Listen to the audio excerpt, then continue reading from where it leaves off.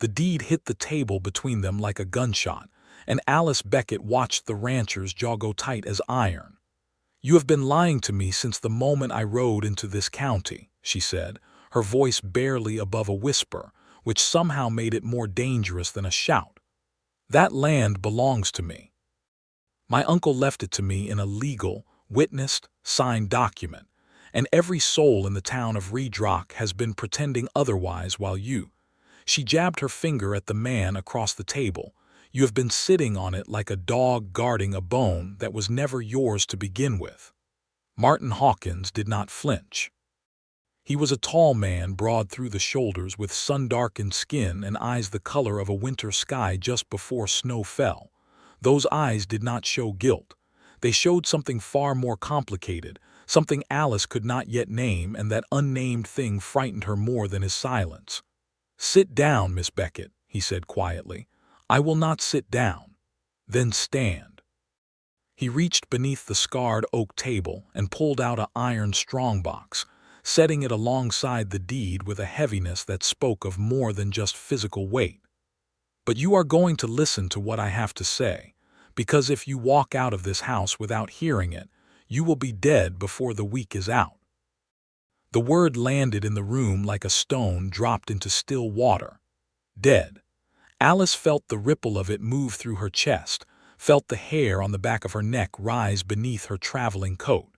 She had ridden 400 miles from St. Louis on a rattling stagecoach to claim what was hers. She had buried her last living relative, endured the sharp pity of neighbors who told her a woman alone had no business heading west, and she had survived a 2-day delay in Abilene when the axle on the coach cracked like a dry stick. She had not done all of that to be frightened by a rancher with stone-cold eyes and a locked iron box. But she sat down. She sat down because somewhere behind the threat in his voice there was something else, something raw and honest and deeply tired. And Alice Beckett, for all her hard-won composure, had always been a woman who could hear the truth hiding inside a person's words. "Start talking," she said. He opened the strongbox. And that was the moment, as she looked at what lay inside it, that Alice understood everything she had believed about the inheritance, about her uncle, about the town of Redrock, and about Martin Hawkins himself, was only the surface of a story that ran as deep and dark as an underground river.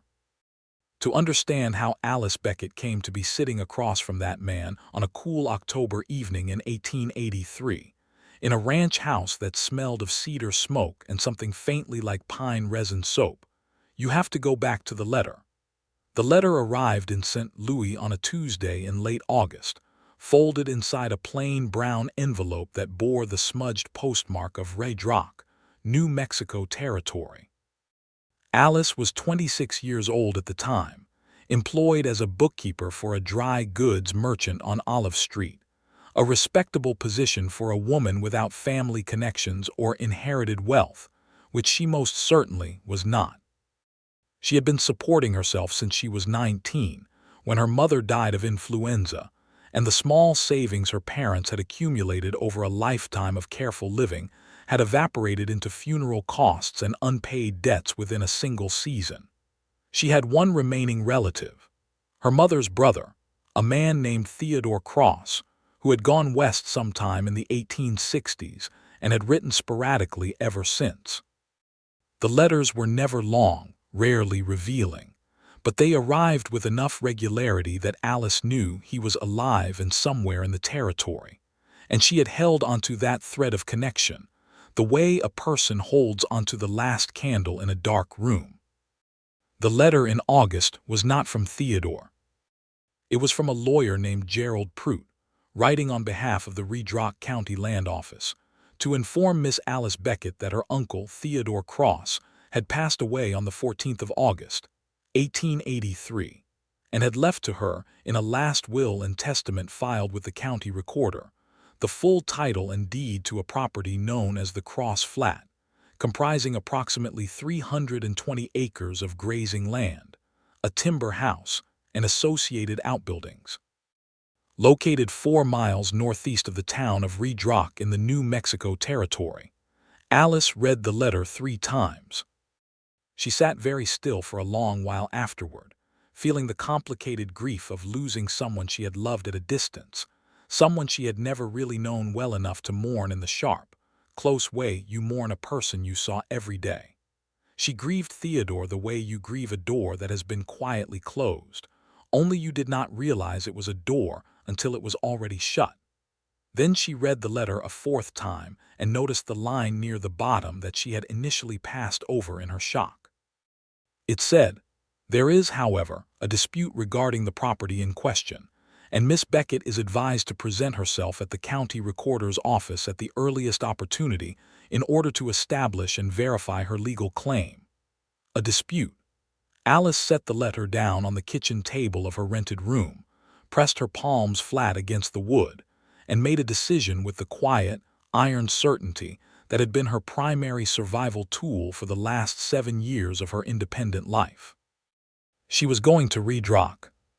She gave her employer 2 weeks' notice, which he received with the resigned expression of a man who had always suspected that his bookkeeper was more capable and ambitious than the position required. She sold most of her furniture, packed what she could fit in a single trunk and a leather satchel, and bought a stage-coach ticket from St. Louis to Albuquerque, with a connecting line to the south that would deliver her, eventually, to the small town of Redrock. The journey took 11 days. It was uncomfortable, dusty, and occasionally frightening in the way that cross-country travel in 1883 always was. The roads rough, the stops infrequent, the company of fellow passengers ranging from a Methodist minister who prayed aloud at every rough patch in the road, to a cattle buyer from Dodge City who smelled aggressively of whiskey and chewed tobacco, with a dedication that suggested he considered it a spiritual practice. Alice bore all of it with the same expression she brought to ledger errors and difficult vendors, a composed, clear-eyed attention that gave nothing away. She arrived in Redrock on a Thursday afternoon in late September, and her first impression of the town was that it was trying very hard to look larger than it was. The main street was wide and well-graded, with a hotel, a general store, a saloon, a blacksmith, a church still being framed, and a land office that looked considerably newer than everything around it. The buildings were mostly wood frame, the paint on most of them already fading in the intense New Mexico sun. Dust lay over everything in a fine red-orange film that gave the whole place the look of a faded tintype photograph. She found the land office. The recorder, a small nervous man named Amos Fleece, who had the look of someone who had been in a state of anxious apology his entire adult life, informed Alice, with a great many throat clearings and refoldings of papers, that the deed to Cross Flat was, technically, on file in her name, but that a counterclaim had been filed by a man named Dale Sherrod, who represented an investment company called the Western Territorial Land Consortium, and that the matter was pending a ruling by the district judge, who would not be in Redrock until November. "And what is the basis of this counterclaim?" Alice asked, keeping her voice perfectly level. Fleece shuffled papers. "Mr. Sherrod contends that your uncle transferred the property to the consortium in a private agreement some weeks before his death, and that the will was signed after that agreement, making it, potentially, an invalid conveyance of already transferred property. Was there a written agreement, a signed deed of transfer? Mr. Sherrod has presented documents to that effect, yes." "May I see them?" Fleece looked deeply uncomfortable. "Mr. Sherrod's attorney has those documents in his possession at the moment, and—" "I will wait," Alice said pleasantly. She did not get to see the documents that day, or the next. By the end of her second day in Redrock, she had become aware of something that prickled at the back of her mind like a splinter, not yet visible but definitely felt. The people of Redrock were not unfriendly to her, but they were careful.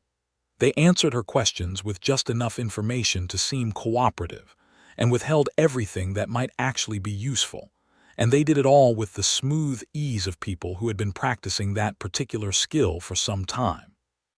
She had taken a room at the Redrock Hotel, which was modest but clean, and it was in the hotel dining room on her second evening that she first heard the name Martin Hawkins.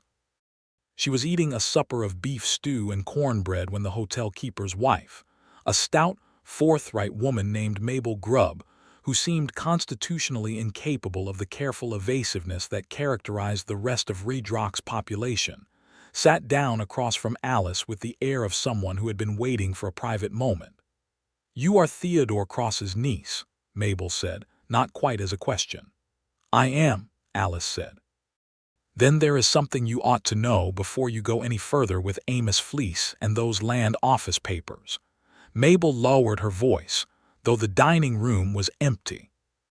"The man who has the truth of what happened to your uncle's property is not Amos Fleece and is certainly not Dale Sherrod. The man you want to talk to is Martin Hawkins. He ranches about 4 miles out, north and east of town on the road past the Concho Creek crossing. He has been watching that land since your uncle took sick, and there are people in this town who are very unhappy about it." "Why?" Alice asked. Mabel's expression was complicated. "Because Martin Hawkins is the only man between here and Albuquerque who is not afraid of Dale Sherrod, and because your uncle trusted him." She stood, smoothing her apron. "That is all I am going to say about it because I have a business to run and a husband who worries. But you asked me this morning why you keep running into walls, and that is your answer. Go see Martin Hawkins." Alice went to see Martin Hawkins the following morning. She hired a horse from the livery stable, a steady-tempered gray mare who moved with the sensible practicality of an animal that had worked for a living its whole life, and rode out on the north road in the early morning, while the air was still cool and smelled of sage and something faintly alkaline that she was learning to associate with New Mexico's particular kind of dry. The land was not beautiful in any way she had been prepared for. It was vast and spare and terribly honest, the kind of landscape that does not soften itself for visitors, all red rock and scattered juniper and distances so clear they felt almost aggressive. A hawk turned slow circles in the high blue air. She found the ranch without difficulty. There was a proper gate with a timber arch above it, no name on it, just the arch and a pair of gateposts that had been sunk deep and plumbed true, the work of a man who built things to last. The house was set back from the road by perhaps 300 yards, solid and low, made of adobe with a covered porch running the full length of the south face. A barn stood to the east. She could see cattle in the distance, a respectable-sized herd, and the gleam of a windmill turning slowly against the sky. A man came out of the barn as she rode through the gate, and he stood watching her approach with a stillness that was not threatening, but was completely without any of the social performance of welcome. He was perhaps 30 years old, she estimated, or possibly a year or two more, tall, as she noted later, sun-darkened, eyes that winter sky color. He wore work clothes, canvas trousers, and a plain flannel shirt with the sleeves rolled to the elbow, and he was carrying a saddle blanket over one arm in the absent-minded way of a man who had been interrupted mid-task. "Martin Hawkins," she called as she drew the gray to a stop. "That's me," he said. "My name is Alice Beckett. Theodore Cross was my uncle." She watched his face. The stillness in it shifted. Something moved behind those pale eyes, something that looked almost like relief, which struck her as very strange. "I understand you may have information relevant to the claim on his property." He looked at her for a long moment, then at the road behind her, scanning it in both directions with a careful, habitual attention that told her more about his life than anything he might have said. "You rode out here alone?" he asked. "I did. Does Dale Sherrod know you are here?" "I have no idea what Dale Sherrod knows or does not know," Alice said, and something in her tone must have communicated the full weight of her impatience with that particular name, because the corner of Martin Hawkins's mouth moved, very briefly, in something that was almost a smile. "Come inside," he said, and that was how it began. The interior of the house was orderly and spare, furnished with the plain practicality of a man who lived alone and had no particular interest in ornamentation, but it was clean and everything in it had been well made and well maintained. There was a stone fireplace, a long table of scarred oak, a row of pegs by the door holding a coat and a hat and a rifle on its own set of pegs above them, a shelf of books. Alice noticed the books, noticed that they were not decorative. The spines were worn and some were missing covers entirely. These were books that had been read. He set coffee on the stove and sat across the table from her, and he began to talk. He had known Theodore Cross for 6 years, he said. Theodore had come out to New Mexico in the late 1860s and had scratched out a living on the Cross Flat in the particular way of a man who was not a natural rancher, but who was too stubborn to give up and too proud to go back east. He had grazed a small herd, grown a garden, done some freighting work when he needed cash. He had been a decent man, quiet, not much for company but not unfriendly about it. And he had been Martin's neighbor and occasional partner in the way that neighbors in isolated country become intertwined by pure necessity. 2 years ago, Martin said, Dale Sherrod had arrived in Redrock. Sherrod represented the Western Territorial Land Consortium, an investment group based in Santa Fe that had been quietly acquiring grazing land throughout the territory for the past several years. The consortium was connected to railroad interests, and there were persistent rumors that the railroad was planning to route a spur line through this particular stretch of the territory, which would make the land it passed through significantly more valuable. Sherrod's business was to acquire that land before the railroad route was announced, at prices that reflected current dry grazing land values rather than future railroad corridor values. Theodore Cross's 320 acres sat directly in the probable path of that spur line. Sherrod had approached Theodore. Theodore had refused to sell. Sherrod had applied various pressures. Theodore had refused more firmly. And then Theodore's health had begun to fail in the spring of the year he died, and things had become more complicated and more dangerous, because a sick man who lives alone on an isolated property and who stands between a powerful investor and a significant sum of money is a man in a very precarious position. Theodore came to me, Martin said, his voice level and precise, the voice of a man choosing his words carefully because they matter. He told me what Sherrod was after. He told me he had a niece in St. Louis who was his only living family and that he intended to leave the Cross Flat to her. He was afraid that Sherrod would find a way to obtain the property before that niece could be notified and arrive to claim it, and he was afraid she would not know what she was walking into. He stood and got the coffee from the stove, pouring 2 cups with the natural efficiency of a man accustomed to doing everything without assistance, and set one in front of Alice. Theodore asked me to watch the land, Martin said, sitting back down, to prevent Sherrod from taking physical possession of it while the legal question of the claim was pending. He also told me to trust no one in this town except Mabel Grubb and to wait for you. Alice wrapped both hands around the coffee cup. It was hot and strong and tasted of tin and earth, and it was in that moment the most welcome thing she had ever tasted. He knew I would come, she said. He knew the kind of person you were, Martin said. He spoke about you, not often. But when he did, it was clear. The simplicity of that hit her somewhere unexpected, and she pressed her lips together against the sudden sting behind her eyes. Theodore had known her. Across all those years and miles and in frequent letters, he had known her, and he had trusted that knowing. She had not expected to feel that, not here, not sitting across from a stranger in a spare adobe house in the New Mexico territory. She collected herself. You said you have been watching the land. What does that mean, exactly? It means I have been sleeping there 3 nights out of 7, Martin said without any self-consciousness.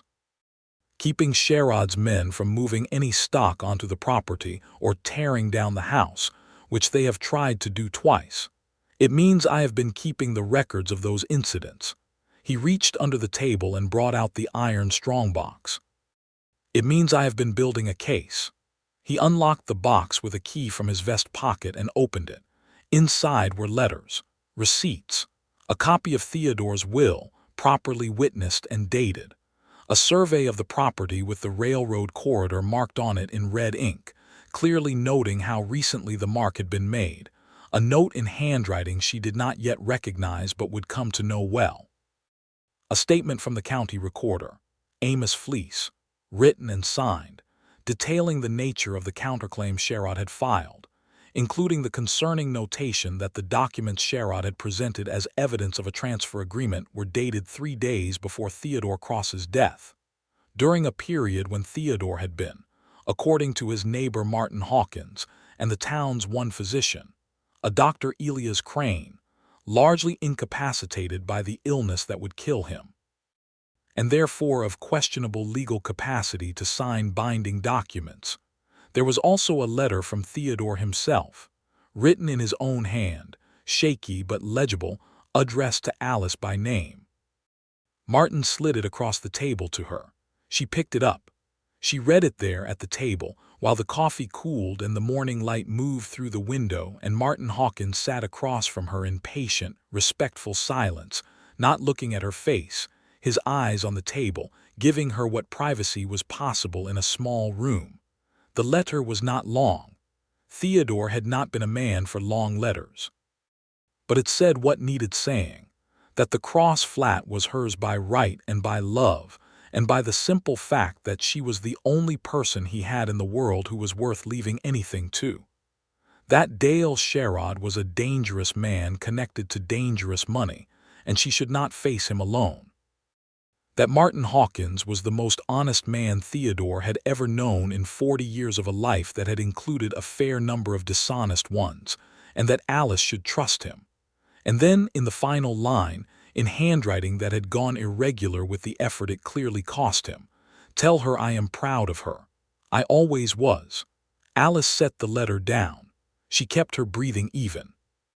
She looked at the surface of the table for a moment, at the grain of the worn oak, and then she looked up at Martin Hawkins, who was still looking at the table, giving her that careful privacy, and she said, "What do we do now?" He looked up. Those winter sky eyes met hers, and there was something in them, warmth, not the performative warmth of a man trying to impress, but the real, quiet kind that lives behind a person's everyday expression, offered without theater. "We fight," he said simply, "but smart, and together." Alice nodded. "Together," she agreed. She did not know in that moment what the word would mean. She thought she meant it legally, strategically, in the practical sense of two people combining their information and resources toward a shared goal. She was a bookkeeper. She understood alliances of function and mutual benefit. She did not yet understand that Theodore Cross had, in his careful, quiet, dying wisdom, arranged something quite different. She did not yet know that spending days in the company of a man who built things to last, who kept his word, who sat in respectful silence while a woman read a letter from her dead uncle, who had slept 3 nights out of 7 on a cold property for a year and a half to keep faith with a promise, could do very particular things to a person's heart. But the learning was coming. They spent the morning at the table, going through the contents of the strongbox methodically, and Alice discovered that working with Martin Hawkins was nothing like she had expected. She had expected a rancher who knew land but not law, who would need her to handle the legal and documentary aspects, while he provided the physical presence and local knowledge. What she found instead was a man who had spent 18 months educating himself with quiet ferocity about property law, title disputes, the legal standards for capacity to sign binding documents, and the specific statutes of the New Mexico Territory regarding counterclaims and contested wills. "You did all this yourself?" she asked at one point, looking at a neatly organized set of notes on territorial law in his handwriting. "There is a lawyer in Albuquerque," he said. "I have been corresponding with him. His name is Ambrose Delacroix. He is the one who told me about the capacity question regarding the transfer documents Sherrod presented.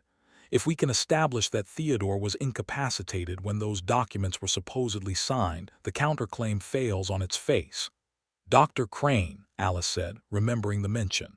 "You said the physician could confirm that." "Elias Crane is a good man. He has already given me a written statement. Martin found it in the box and passed it to her. "But there is a problem." She read the statement. It was clear, detailed, and medically specific. Dr. Crane had attended Theodore Cross in the final weeks of his life and could state with professional certainty that by the date appearing on Sherrod's transfer documents, Theodore had been in a state of significant mental confusion due to the advanced state of his illness, and was not, in the physician's medical opinion, competent to enter into binding legal agreements. "This is excellent," Alice said. "It would be, if Crane were willing to testify to it in court," Martin said. She looked up. "Sherrod paid a visit to Elias Crane 2 weeks ago," Martin said, his voice flat. "I don't know exactly what was said, but Crane has since indicated that his memory of Theodore's condition may be less precise than he initially believed, and that he may not be available to testify in November." Alice set the statement down carefully. "He threatened him. It's what Sherrod does." There was no drama in Martin's voice, just the hard, factual tone of a man describing a weather pattern that has been causing damage for a while. "He is very good at finding what a person is afraid of and making them more afraid of crossing him than of anything else. He has done it to half this town. It is why nobody talks to you directly. They all know you have a legitimate claim. Most of them respected Theodore. But Sherrod has made very certain that helping you comes with a cost they are not willing to pay." "And you," Alice said, "what has he offered you? What has he threatened you with?" The question was direct and perhaps impertinent, but Martin did not seem to take it that way. He looked at her steadily. "6 months ago, he offered me $10,000 to stop watching the Cross flat and let his men take possession." $10,000 in 1883 was a significant sum. For a rancher operating in the territory, it was the kind of money that could transform a working operation into a prosperous one, could buy cattle and equipment and land improvements that would take years to accumulate otherwise. "You refused," Alice said. "I refused," he confirmed. "Why?" He was quiet for a moment. Then he said, "Because I gave Theodore my word. And because what Sherrod is doing is wrong, and I am not willing to live with having let wrong things happen when I had the means to stop them." It was a simple answer. No performance in it, no attempt to paint himself as heroic. Just the plain statement of a man describing his own code, the same way he might describe his ranching practices or his opinion on weather. Alice felt something shift in her chest, some small, significant rearrangement. "What did he threaten you with?" she asked more gently. Another pause. "He told me he would find a way to challenge the title on my own land," Martin said. "I have 300 acres adjoining the Cross flat to the south. Sherrod's people did some research and found that there is a potential discrepancy in the original survey that was done when I filed my homestead claim 7 years ago. Whether there is a real legal vulnerability there or not, I don't know. But the threat of a protracted legal challenge is real, and real enough to cost me serious money and uncertainty even if I eventually won." "And you still refused?" "Yes." Alice looked at him for a long moment. The morning light had shifted while they talked, and now it came through the window at a lower angle, laying a bar of warmth across the table between them. Outside, she could hear the windmill turning, a rhythmic creak that was becoming familiar. A horse moved somewhere near the barn. "All right," she said. "Then we need to solve 2 problems. We need to secure Dr.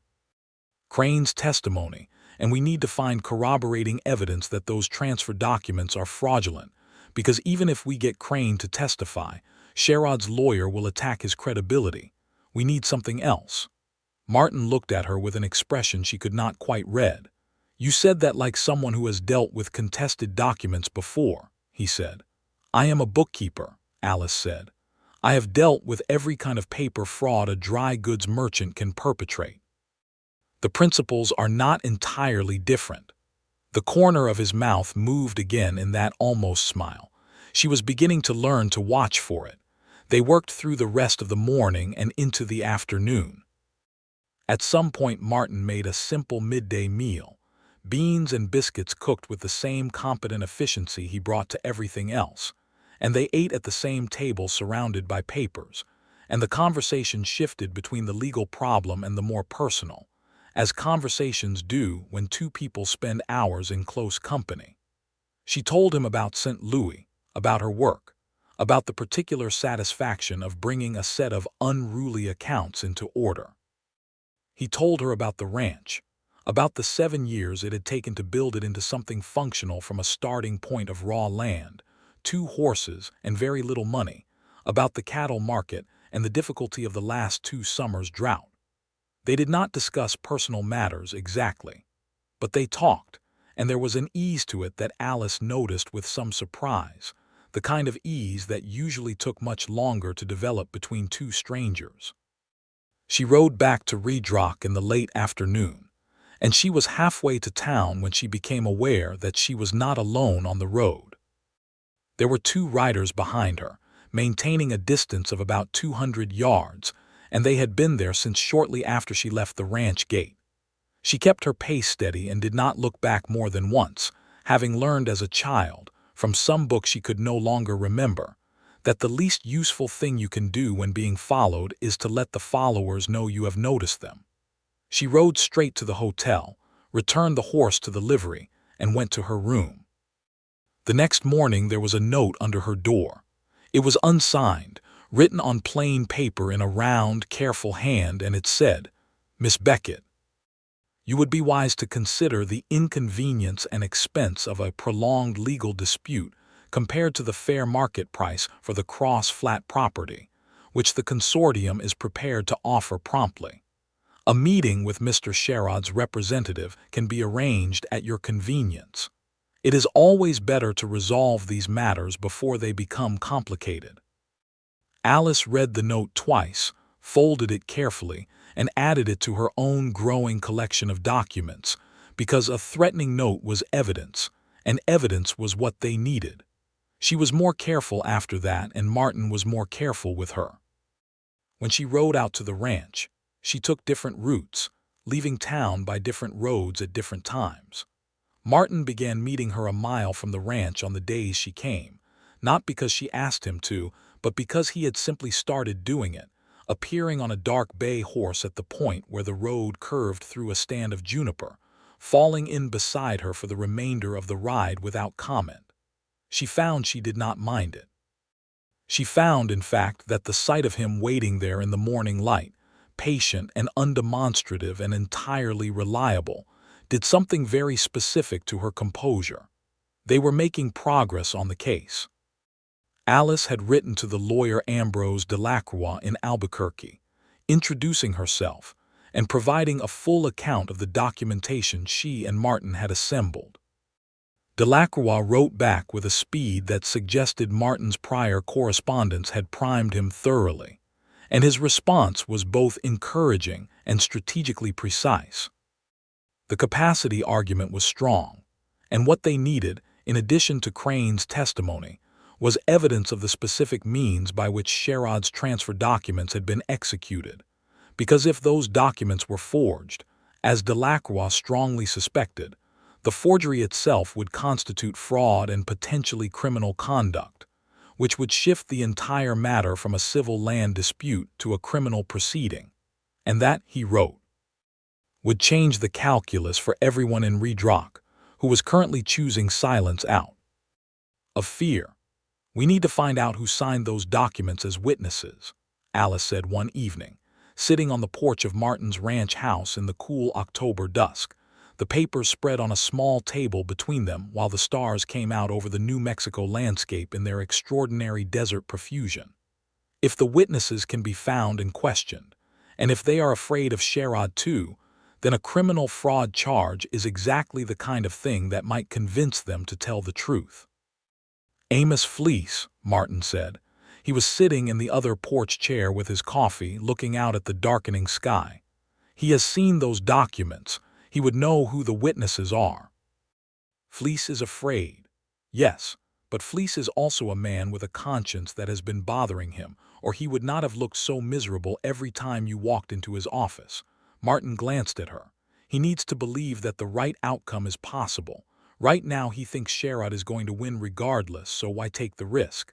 But if he understood that we have a legitimate chance of winning this case and that his silence makes him complicit in a fraud.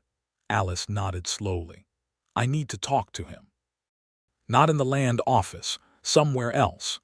Mabel Grubb, Martin said. They looked at each other briefly. She seems like a woman who knows how to arrange things, Alice agreed. The conversation with Amos Fleece happened 3 days later, in the back room of Mabel Grubb's hotel, in the evening after supper, with Mabel herself standing guard at the door with the implacable solidity of a woman who has decided which side she is on and intends to stay there. Fleece was, as Martin had assessed, a man being eaten alive by his own conscience. He sat across from Alice in that small back room, his hands folded on the table, and he looked like someone who had not slept properly in months, which she suspected he had not. She did not threaten him. She did not need to. She simply laid out the situation, clearly and completely, including Delacroix's assessment of the criminal fraud question, and she watched the information work through Amos Fleece like light through a window that has been darkened for a long time. The witnesses to the transfer documents, she said. Who are they? He told her. 2 men, both of them employees of the consortium, both of them brought in from Santa Fe for the specific purpose of witnessing a document that they likely knew was being signed by a man in no condition to legally sign anything. Their names were Carson Webb and Linus Doyle. Where are they now? Alice asked. Webb is still in town, Fleece said. He works at the consortium's local office, which Sherrod set up in the building next to the land office 2 months ago. Doyle left after the documents were filed. I don't know where he went. One of 2 witnesses. It was not perfect, but it might be enough. Alice left the meeting with the particular calm of a person in whom possibility has reignited, and she walked back through the cool October night to the hotel. And the first thing she did was write Martin a letter describing what she had learned, because she could not ride out to the ranch at night alone, and the news was too good to wait until morning. She sent the letter with the hotel boy, a 12-year-old named Ezra who was sharp-eyed and quick, and who had taken a clear liking to Alice, possibly because she tipped reliably and treated him with the same direct respect she applied to everyone. Martin arrived at the hotel the next morning before she had finished breakfast. He came in through the front and crossed the dining room with that long, unhurried stride she had learned to recognize, pulled out the chair across from her, and sat down with the focused energy of a man who has been thinking all night. Webb, he said. Webb, she agreed. I know him by sight. He drinks at the saloon most evenings. If someone were to approach him in the right way at the right moment with the criminal fraud charge as the specific alternative to cooperation, we cannot approach him ourselves, Alice said. That would tip off Sherrod immediately. No, Martin was quiet for a moment. But Ambrose Delacroix could send someone, an investigator or a deputy marshal. The consortium is operating across territorial lines, which potentially makes this a federal matter. The federal angle. Alice felt it click into place with the satisfying precision of a correctly balanced ledger. Write to Delacroix today, she said. I already did, he said. Last night after your letter arrived. A brief pause. I also suggested he file for a federal judicial review of the counterclaim, which would delay the November hearing and give us more time if we need it. Alice looked at him across the breakfast table. She had been in Redrock for 4 weeks. She had spent perhaps half of those days at the ranch with this man, working through papers and planning, and occasionally talking about things that had nothing to do with legal claims or fraudulent documents, and she was aware of a complicated warmth that had been building in her with the quiet, irresistible patience of a fire built properly, with good wood, in a good hearth. She was not, by nature, a woman who acted on such things quickly.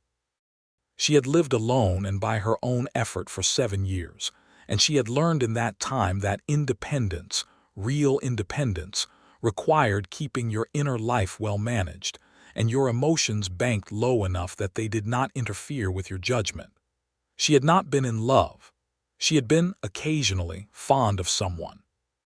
She had been, once or twice, attracted to someone in a way that was pleasant but uncomplicated, and which had remained uncomplicated by the simple method of never following it anywhere. What she felt about Martin Hawkins was not uncomplicated, and it would not stay banked low no matter how much she applied her considerable discipline to the problem. He had noticed something, she thought, not because he said anything, or because he treated her differently, but because of the occasional silences between them, which had developed a texture they had not had in the first 2 weeks. A texture that was neither comfortable nor uncomfortable, but was charged with something unspoken that both of them were, for their various reasons, leaving alone. Delacroix's next letter arrived in early October, and it contained several very significant pieces of information. First, he had filed for the Federal Review, and it had been granted, pushing the hearing to January. Second, he had contacted the Federal Marshal's office in Santa Fe regarding the fraud question. Third, and most significantly, he had located Linus Doyle. Doyle was in Albuquerque. He was no longer employed by the consortium, having parted ways with Sherrod's organization sometime in September under circumstances that Delacroix described as acrimonious but did not detail. And Doyle, when approached by Delacroix's investigator, had not required much persuasion to talk, because it turned out that Linus Doyle had been waiting for several months for someone to give him a legitimate legal way to undo something that had been sitting badly on his conscience. Theodore Cross had not signed those documents willingly. Theodore Cross had not signed those documents at all, in the understanding that most people mean by the word signed. He had been given a dose of laudanum in his coffee, sufficient to reduce him to a pliable and confused state, and had been guided through the motions of writing his name on a document whose contents were not read to him, and which he could not have understood in his condition even if they had been. Doyle had witnessed it. And he had agreed on the spot to provide a written and sworn statement to that effect, and to testify in court. Alice read Delacroix's letter at the ranch table, Martin across from her, and when she finished she set it down and found that her hands were shaking very slightly, with the specific tremor of a person who has been holding themselves tightly together for a long time and has just been told that they do not have to anymore. Martin reached across the table and covered her hands with one of his. He did not say anything. He simply held her hand still, warm and steady, and waited. She looked at his hand over hers. It was a working man's hand, scarred and calloused and very capable, and she was aware that no one had held her hands in a very long time, possibly ever, with exactly this intention of simply being present to someone else's feeling. "We have them," she said. "We have them," he confirmed. His voice was quiet and certain. She turned one of her hands over under his and held on, just for a moment. Then she straightened, collected herself, and said, "We need to proceed carefully. Sherrod will find out about Doyle eventually, and when he does he will not react quietly." Martin withdrew his hand slowly, and the absence of it was a specific and noted thing. "I know. I have already been in contact with the marshal's office here in Redrock. A deputy named Frank Culberson. He is not Sherrod's man.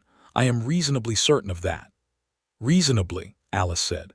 "In this town, that is the highest confidence rating available," Martin said dryly, and she laughed, and the sound of her own laugh surprised her because it was genuine and unguarded in a way that her laughs usually were not. He looked at her when she laughed. Looked at her in a way that he immediately redirected back to the papers on the table, but not before she had seen it, and what she had seen in his face in that unguarded moment was something she filed away with great care, to be examined later in the privacy of her own thoughts. The next 3 weeks were both the most stressful and, paradoxically, the most fully inhabited weeks of Alice Beckett's life. She and Martin worked together every day, corresponding with Delacroix, organizing the documentary evidence, preparing for the January hearing, and also managing the increasing tension in Redrock as Sherrod's people became aware that the situation was shifting. Dale Sherrod himself arrived in Redrock on a Thursday in late October. She saw him for the first time in the street outside the general store, and her first impression was of a man who understood how to use his appearance. He was perhaps 50, well-dressed in the way that spoke of Eastern money being worn on Western ground, a dark coat and a clean hat and boots that had not done much walking.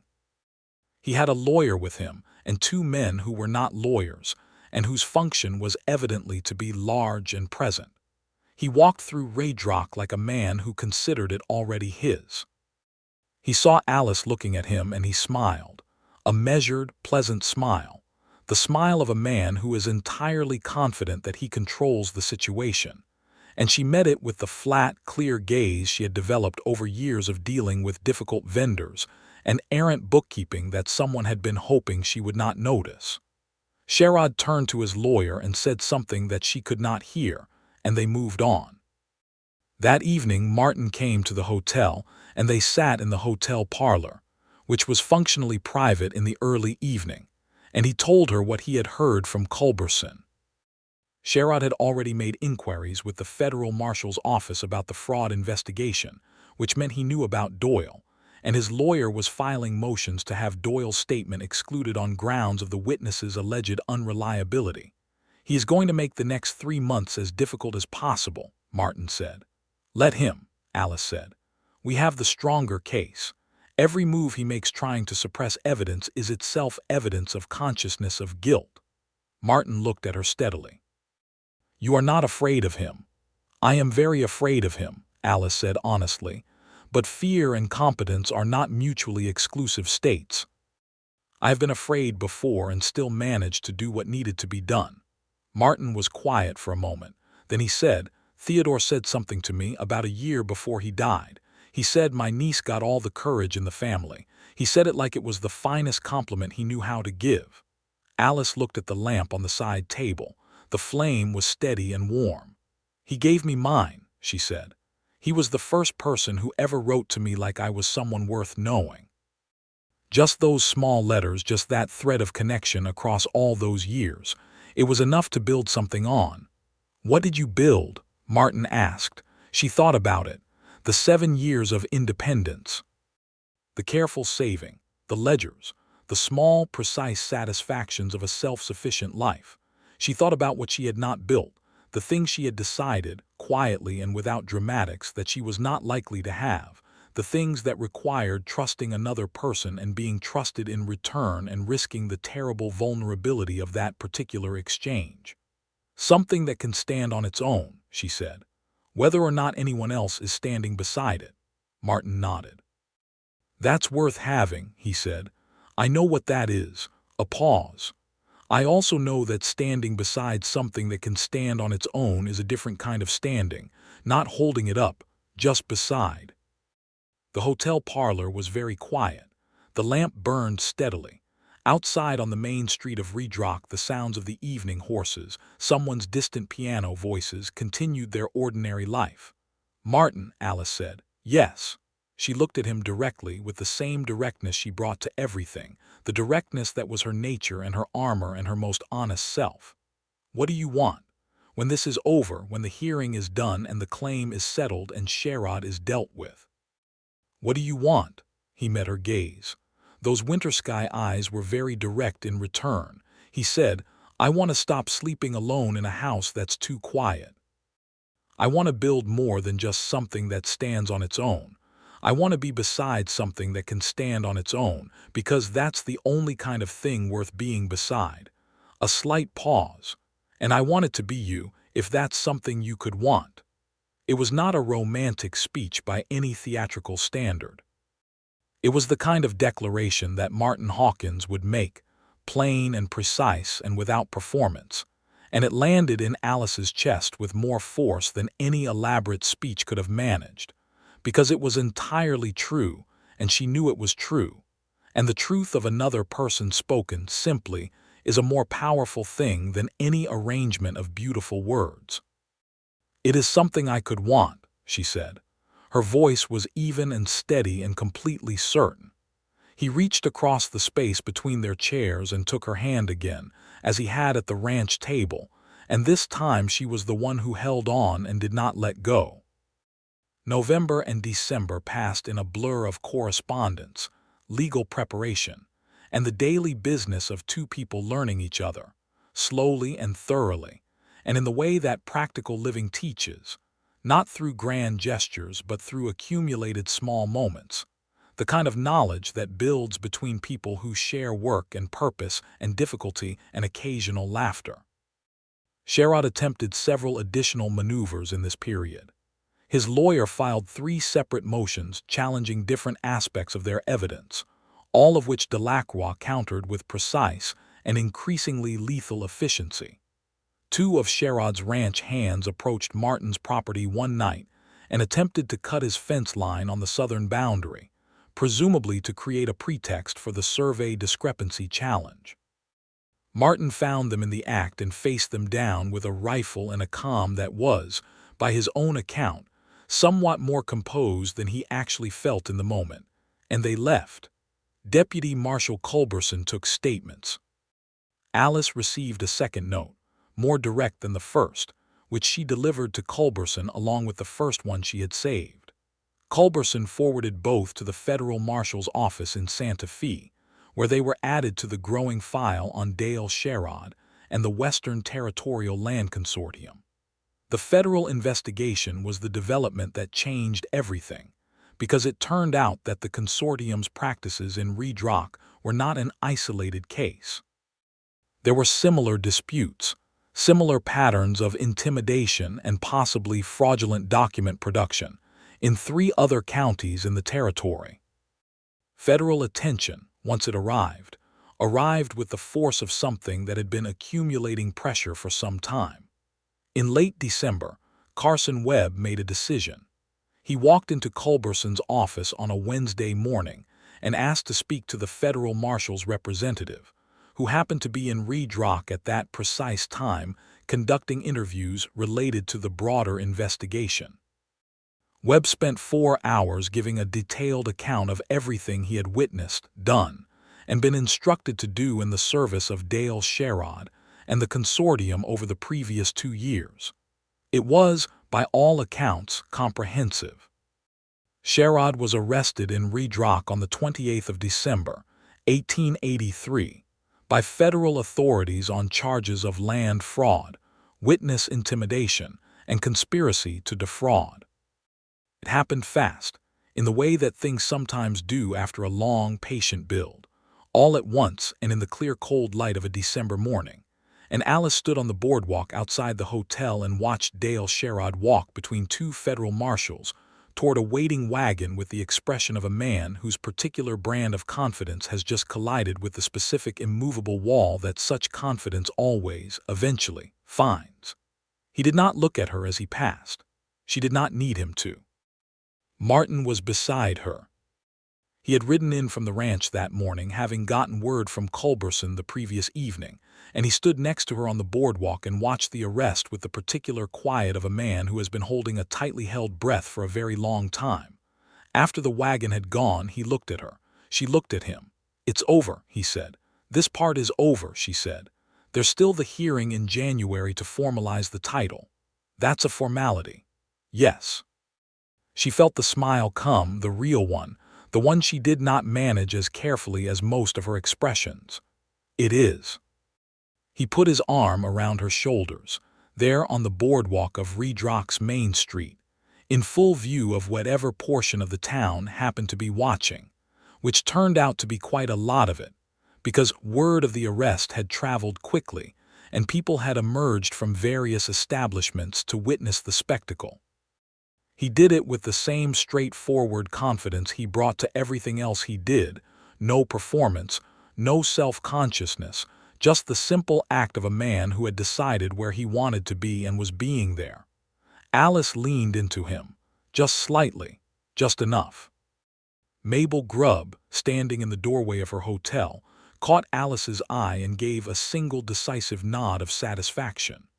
The January hearing was, as Martin had said, a formality. With Sherrod in federal custody, his lawyer's motions collapsed for lack of the procedural support they had been relying on. Doyle's testimony was entered into the record. The physician Crane, freed from the threat that had silenced him, submitted a revised and complete statement confirming that Theodore Cross had been in no condition to sign legal documents on the date of the fraudulent transfer. And the district judge, a sharp-eyed woman named Judge Harriet Cole, who had ridden down from Santa Fe specifically for this hearing, and who had clearly reviewed the file in considerable detail beforehand, ruled in Alice's favor within 20 minutes of the proceedings closing. The Cross flat was Alice Beckett's. She stood outside the courthouse, which was really just the largest room of the land office building arranged with chairs and a table for judicial purpose, and she held the properly recorded deed in both hands and breathed the cold January air of New Mexico, and felt the specific weight of something that had been uncertain becoming certain, the deep satisfaction of a thing resolved after a long, difficult, and costly effort. Martin came out of the building behind her and stood next to her on the steps. "Your property," he said. "My property," she agreed. She turned to face him. He was looking at her with an expression she had catalogued carefully over the past 3.5 months, the full expression that lived behind the restrained everyday version, warm and certain and entirely unguarded. "I have a question," she said. "Ask it," he said. "My property," she said carefully, "is 4 miles northeast of town, adjacent to yours on the north. If I plan to run cattle on it, and to rebuild some of the outbuildings that have been let go during the dispute, and generally to make it a properly functioning ranch, it would be logistically sensible to coordinate with the neighboring rancher on any number of practical matters, from shared water access to fence lines to market arrangements." "That is all sensible," Martin agreed, with the particular careful gravity of a man who knows exactly where this is going and is enjoying the journey.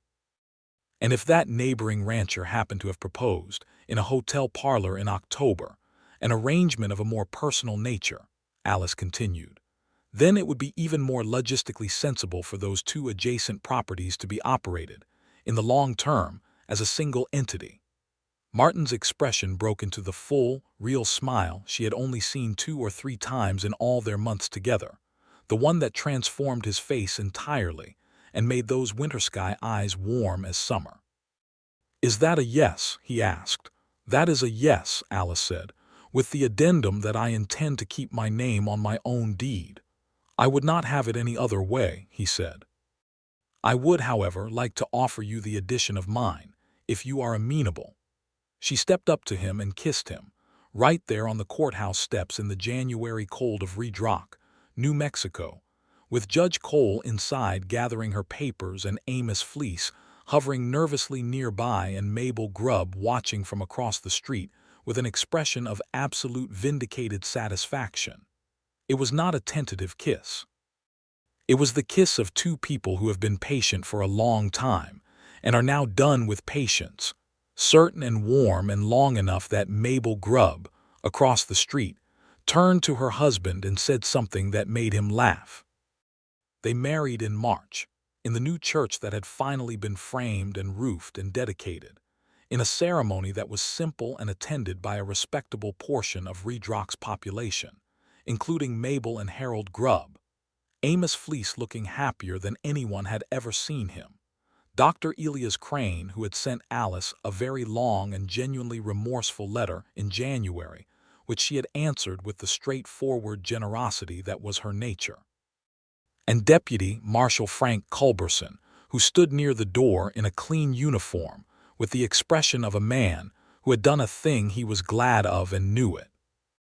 Ambrose Delacroix sent a letter of congratulations from Albuquerque that arrived the week before the wedding and contained, along with his personal good wishes, the formal notice that the federal case against Dale Sherrod and 2 other principals of the Western Territorial Land Consortium had resulted in criminal convictions, and that the fraudulent transfer documents related to the Cross Flat had been formally nullified in all relevant records. Theodore Cross's property, Alice's property, was free and clear and legal in every applicable sense. The first spring and summer of their marriage was a period of the kind of hard, purposeful work that Alice found, to her genuine surprise, that she loved.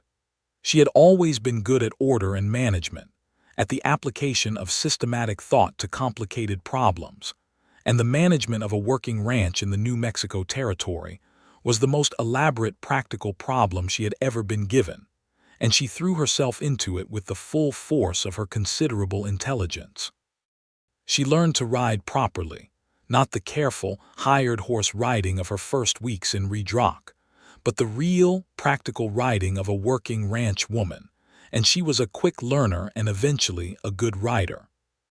She learned the land itself, the particular qualities of their combined acreage, where the water was reliable and where it was not, which pastures sustained grass through a dry summer and which did not, where the fencing needed reinforcing, and where the cattle had found ways through it that they needed to be persuaded out of.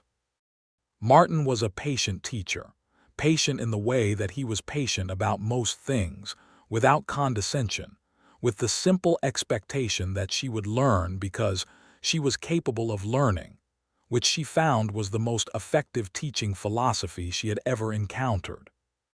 She also kept the books, the ranch's accounts and records, organized with a precision that Martin freely admitted had transformed the financial clarity of the operation. From the respectable but approximate system he had maintained a loan to something that actually allowed them to plan and project and make strategic decisions about the herd and the land and the market with real information behind them. They were, both of them, genuinely content. Not the performed contentment of people who have decided to make a situation work, but the real kind, the kind that comes from having found, through an improbable sequence of events, a person who is genuinely well suited to you, not in the sense of having no friction between you, because there was friction, they were both strong-minded people with clear opinions, but in the sense that the friction itself was productive, that they made each other sharper and better and more fully themselves. And the quieter times between the friction were the easy, companionable quiet of two people who do not need to perform for each other. They argued, occasionally, about cattle decisions and fence placements, and the question of whether a second barn was a priority this year or could wait another season. And these arguments were, without exception, resolved by the method of laying out all the relevant information on the table and thinking it through together, which was Martin's preferred mode of conflict resolution, and which Alice had adopted as her own, finding it considerably more satisfying than any alternative she had previously encountered. In the fall of their first married year, Alice discovered she was expecting their first child. She told Martin on a Saturday evening, sitting on the porch in the last of the autumn light, having spent about 4 days being entirely certain of the fact before she told anyone, because she was Alice Beckett Hawkins, and she preferred to be certain before she spoke. Martin's face when she told him was something she kept in her memory for a long time afterward, the unguarded, complete, luminous quality of it, a man to whom reserved expression was a lifelong habit coming entirely undone, for several seconds with pure joy. He reached for her hand, he held it. "Are you well?" he asked, because that was Martin, the practical concern, the first one out. "Perfectly well," she said. "The doctor says spring. April, probably." He nodded, still holding her hand, still looking at her with that expression. "Good," he said. "That's good." And then, with the simplicity that was always his truest register, "I'm glad." "So am I," she said, and meant it entirely. Their son was born in April of 1885, a substantial and healthy boy who arrived with the kind of determined energy that suggested he had strong opinions about things from the start. They named him Theodore Martin Hawkins, because naming him Theodore had been Alice's idea, and naming the middle name Martin had been Martin's idea of a compromise. And Theodore, called Theo almost immediately, was a child who seemed to embody both of them, Alice's sharp attentiveness and Martin's steady, unhurried confidence, in a combination that everyone who met him commented on. Mabel Grubb, who had become a genuine friend of Alice's in the way that the woman who tells you the crucial truth at the crucial moment often does, came out to the ranch when Theo was 3 weeks old and held him with the practiced competence of a woman who had raised several children of her own, and declared him excellent in every particular, which Alice received as the high endorsement it was intended to be. The ranch grew. In the second year, they added a section of land to the south, a small parcel that had come onto the market when its previous owner decided the territory was not for him and returned to Ohio.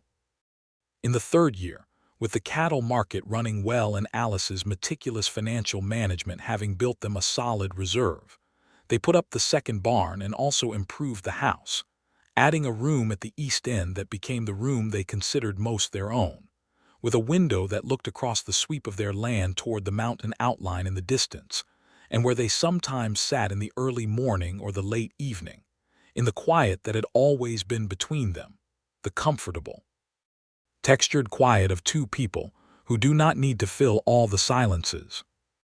The Cross Flat, Alice's property, was fully operational by their second year, running a portion of the herd under its own brand while sharing grazing and water resources with Martin's original holding in the integrated way they had planned from the beginning.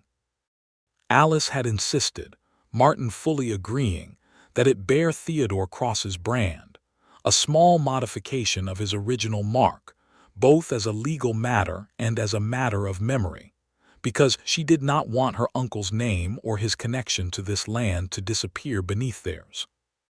There was a headstone on the Cross Flats North pasture, where Theodore had been buried by the neighbors in the summer of his death, and Alice visited it regularly, tending the small plot of ground, planting a rose bush that survived its first winter against some odds, and bloomed in its second spring with the stubborn determination of something that has no intention of giving up. She talked to Theodore when she was there alone. She told him about the legal victory, about the wedding, about Theo. She told him about Martin, told him the things she had observed and loved in the time since she had come to Redrock and found, in the most improbable combination of circumstances, a man she trusted with the same depth that Theodore himself had trusted him. She told him she understood now the full scope of what he had arranged, not just the legal guardianship of the land, which had been real and necessary, and which Martin had honored at considerable personal cost, but the other thing, the quieter design, leaving his property to his niece and trusting his most honest neighbor to keep it safe and to wait, leaving them to find each other through the process of fighting together for something worth fighting for. She was not sure how deliberate it had been. She thought Theodore might simply have done the honest and practical thing, and the rest of it had followed from that. But she also thought he was a man who understood something about people, who had watched his neighbor for years and known the kind of man he was, and who had known his niece through letters, and through the kind of knowing that runs in families like a thread through cloth. Either way, she was grateful. In the spring of 1887, Alice discovered she was expecting again. Theo was too and very much a person in his own right by this point, a serious, observant child who had recently developed an absolute passion for the horses and spent as much time as anyone would allow him in the barn demanding to be lifted onto the most patient of the horses and walked around the yard. Martin complied with these demands with the gravity of a man engaged in an enterprise of the highest importance, and watching the two of them together in the barn, the tall man and the small boy with the same straight-backed way of standing and the same thoughtful eyes, was one of Alice's most repeated and cherished pleasures. The second child was a girl, born in October of 1887, with a quantity of dark hair and a pair of lungs that made her opinions on the world immediately and forcefully clear. They named her Clara Rose Hawkins, Clara for no particular reason except that it suited her, and Rose for the rose bush on the Cross Flat that had come back every spring without fail. Redrock itself changed in these years, as the territory changed around it, growing modestly but steadily, gaining a proper schoolhouse in 1886 and a second general store, and eventually a proper church with a glass window. The railroad spur that had been the buried motive behind everything Sherrod had done was announced in 1886 and routed along a path that was somewhat to the east of the Cross Flat, close enough to affect land values in the region but not directly through Alice's property. She and Martin discussed the changed situation with the clear-headed practicality that they brought to all decisions, weighed the options, and concluded that the ranch's increased land value was a benefit and the railroad's distance from their actual grazing was not a problem. And that was that. Amos Fleece left Redrock in 1886, moving to Albuquerque where he had family, and Alice was sorry to see him go. She had come to see him as a man who had made a mistake under pressure, and had then, when given the opportunity, done the harder and more important thing, and she respected that trajectory in a person. She wrote him a letter when he left that said so directly, and he wrote back a letter that was longer and more eloquent than anything she would have predicted from the nervous, paper-shuffling man she had first met in the county land office, and she kept that letter too. The winter of 1888 was hard, harder than any winter they had yet experienced in their years in New Mexico, with a series of freezes that were unusual for the territory, and which tested both the cattle and the people who managed them in ways that required constant attention and real physical effort. Alice and Martin worked through it together, as they worked through everything, and there were nights that winter when they sat by the fire after the children were asleep, and counted what they had preserved and what they had lost and made the calculations of how to come through it and rebuild in the spring. And those nights, with the cold outside and the fire inside and their children sleeping safely, and their hands and voices and minds working together on the problem, were among the nights she would later think of as among the most fully married nights of her life, because marriage, real marriage, the kind she had found, and that she had not entirely believed possible when she was younger, is most visible in difficulty. They came through the winter. They lost some cattle, fewer than many of their neighbors, because their financial reserve, carefully built and managed, allowed them to buy supplemental feed when grazing was impossible, which many ranchers could not afford to do. In the spring, they rebuilt the herd with strategic purchases, and by the fall of 1889 they were back to their pre-winter numbers and stronger in some respects. And the spring of 1889 brought something else. New Mexico Territory's increasing movement toward statehood, which had been a subject of discussion and debate throughout the decade, and which was beginning to feel like a real prospect within the decade to come. Alice followed this closely, with the interest of a woman who had arrived in the territory as an outsider and had become, over 6 years of marriage and work and belonging, something she had not been in St. Louis, a person with a genuine stake in a specific piece of the world. She wrote letters to territorial newspapers about women's property rights and the importance of ensuring that the legal frameworks being developed for statehood properly protected the rights of women to own and manage property independently. Her experience with the Cross Flat, with Sherrod's attempt to exploit the vulnerabilities of a woman arriving alone to claim an inherited property, had given her a very specific understanding of how those vulnerabilities could be exploited, and she had no intention of letting the chance to address them structurally pass without her voice in it. Martin read her letters before she sent them, not to approve or censor them, but because she valued his perspective, and because he occasionally caught arguments she could sharpen or evidence she had overlooked. He told her on one of those evenings that he thought she should publish them more broadly, that she had a clarity and persuasiveness in writing that was going to waste being confined to the Redrock Courier. "You are biased," she said. "I am," he agreed. "But being biased doesn't make me wrong." She sent 3 of the letters to papers in Albuquerque and Santa Fe. 2 of them were published.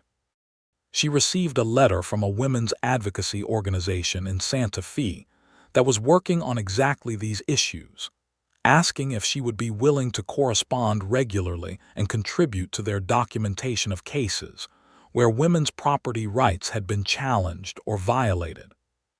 She wrote back the same week, yes, and the correspondence that followed became an important thread in her life in the years ahead, connecting her to a network of women across the territory who were engaged in the same kind of clear-eyed, practical fight for legal standing that she had first waged on a personal level in the Redrock land office. Martin was entirely supportive of this. He was, she had discovered over the years, a man whose respect for her independence was not the kind that required constant performance or reassurance, the kind that said, "I respect your independence," while subtly undermining it, but the deep, structural kind, the kind where he genuinely wanted her to be fully herself and found her more interesting and more valuable when she was, which was both a relief and a gift she did not take for granted. Theo started school in the fall of 1890 in Redrock's schoolhouse and proved to be the kind of student who was capable of much more than the teacher could always provide, which led to Alice supplementing his education at home with the books from Martin's shelf, and some she ordered specifically. And some evenings the three of them sat at the ranch table with Theo working through a problem, and both his parents available as resources, which was, Alice thought, not a bad way to raise a child. Clara was not yet in school but was deeply interested in the proceedings and frequently attempted to participate, with the specific energy of a younger sibling who sees no reason why being 3 years old should be an obstacle to inclusion. She was, all who knew her agreed, a force of nature, warm and determined, and emphatically present in every room she occupied. In the early spring of 1891, on a March morning when the air was cold but had the distinct quality of a cold that is about to change, Alice rode out to the Cross Flats North pasture and stood at Theodore's grave for a long time. She had been going over the ranch's accounts the previous evening and had reached a number that represented something real. The combined Hawkins holdings, Alice's Cross Flat and Martin's original 300 acres and the additional parcel to the south, were not just financially stable but genuinely prosperous, more so than either of the original pieces would have been alone. The accounts were clean, and the future they suggested was the kind you could plan toward rather than simply hope for. She stood at the headstone in the March cold and she said, out loud, to the patient New Mexico sky and the rosebush that was just beginning to show its spring buds, "You knew what you were doing, you old man. Every bit of it." The wind moved through the juniper at the edge of the pasture, which might have been agreement. She heard hoofbeats and turned to see Martin coming across the pasture on the dark bay, which he still rode though it was considerably older now, and moved with the dignified deliberateness of an aging horse who knows its value is no longer in speed.